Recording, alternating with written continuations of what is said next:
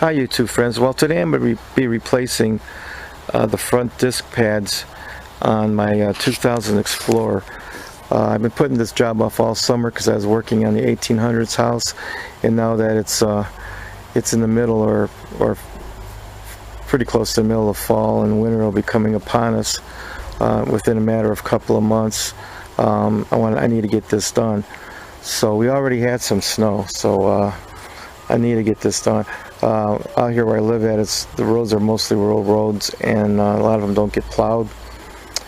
Even in the city's pretty good, but getting out of the town itself in the winter, a lot of the major roads are snow's blown over in them, and so it piles up, so it's kind of hard to get through it.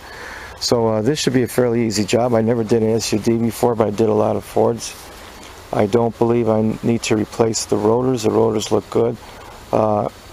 This is what I've learned in mechanic school years ago, that if the rotors don't look that bad, you could take a little bit of sandpaper, rough them up, and that's it. It's better to do that than to have them turned and take off some of the metal, which then the instructor then showed us someone who did that, and the rotors collapsed.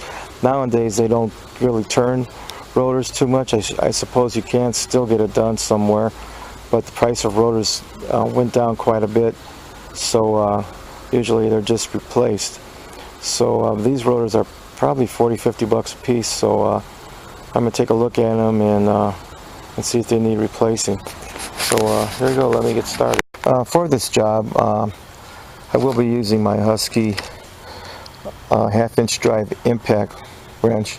I bought this last year on sale for $20 at Home Depot. Right after Christmas they ran this big sale. I haven't used it yet. One fellow used it on some work he was doing to his van, and he couldn't get enough pressure for it to work to remove the lug nuts. I don't think it's his compressor, because he went and bought a new compressor, or has a very good compressor, and bought a new air gun, and it worked just fine. So that's, he might have a bad gun, so I'm hoping I don't have that problem. If I do, then it's just $20 that'll be sitting on a shelf there for a while. I'm probably using it on very, very minor jobs. So as I said before, let's get on. Okay, for those of you who haven't used an impact wrench before, and if you don't have an oiler, the thing that you need to do is put some oil into the air inlet itself. So I'll do that. Kind of hard to do that on camera.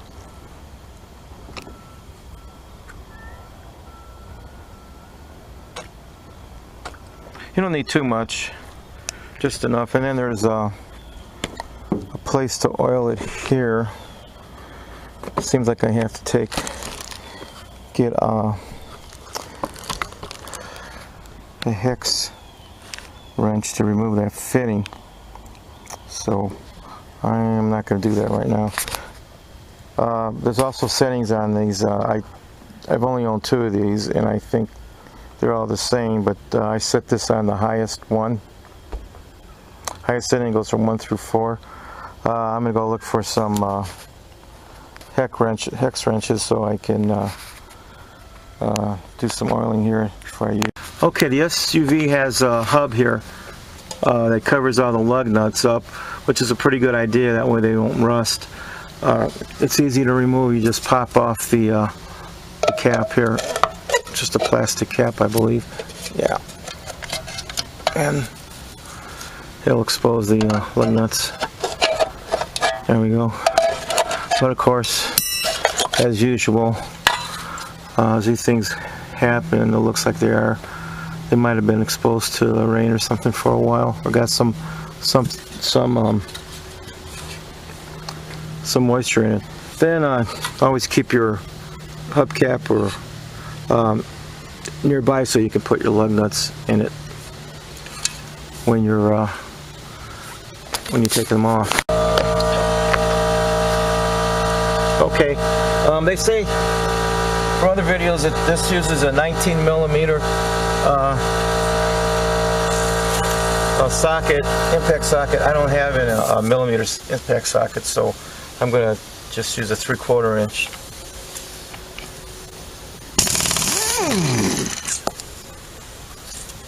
Now I didn't want to loosen them up completely. I just wanted to loosen it a bit in case any of them are tight. There we go.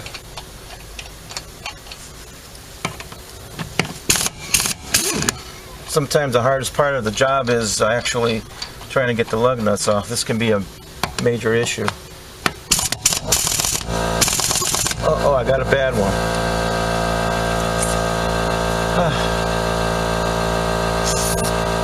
That doesn't seem to want to come off. There we go. That one is stuck.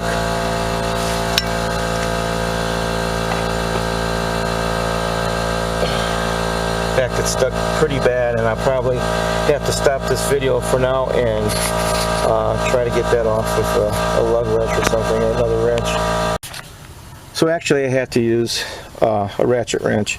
It took some effort, but not a lot. I didn't have to put a pipe or anything in there for extra leverage or anything. So I could safely say that other than my compressor being small, it's just a 100 psi compressor. I can say this Husky gun is probably not up to par. I'll probably use it on other things, and I could probably tell later. Right now it's starting to rain, so I'm probably going to have to stop this project for today. I'll be continuing it.